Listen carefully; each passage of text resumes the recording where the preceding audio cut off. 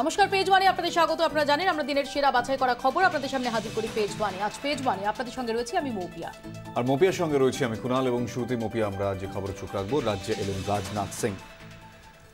রাজ্য বিজেপিকে হতাশ করলেন রাজনাথ সিং। মমতা বন্দ্যোপাধ্যায়ের সরকারের বিরুদ্ধে একটিও শব্দ খরচ করলেন না। দলীয় কর্মীদেরও জানিয়ে দিলেন নিজের লড়াই তাদের নিজেদেরই লড়তে হবে। টকবক করে ফুটছেন বিজেপির কর্মী সমর্থকরা। সেই উৎসাহে হঠাৎ জল ঢেলে দিলেন কেন্দ্রীয় স্বরাষ্ট্রমন্ত্রী। দলীয় কর্মীদের জানিয়ে দিলেন লড়াই করে তৃণমূলকে ক্ষমতা থেকে সরাতে হবে। কেন্দ্রীয় সরকার থেকে কোনো সহযোগিতা রাজ্য বিজেপির কর্মীরা যেন আশা না করেন। একই মনোভাব দেখা গেল সাংবাদিক বৈঠকেও। আইন শৃঙ্খলা প্রশ্নে রাজ্যে কেন্দ্রীয় হস্তক্ষেপ হতেই পারে কয়েকদিন আগেই হুঁশিয়ারি দেন বিজেপি নেতা কৈলাস বিজয়বর্গীয়। রাজনাথ সেই সম্ভাবনা শটান খারিজ করে দিলেন।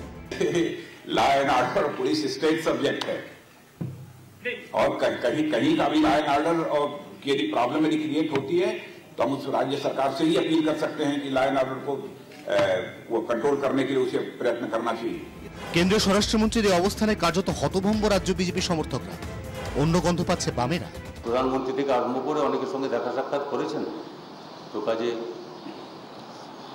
সে পথ তো খোলা আছে সবসময়। ভিতরে পর্দার পিছে কি হয়, সামনে কি হয়, সেটা তো সবার জানা আছে, না জানার কি আছে। চলতি হওয়ায় হঠাৎ উল্টো বাতাস রাজনাথ। হিসাব মেলাতে হিমশিম রাজনীতির কারবারিরা।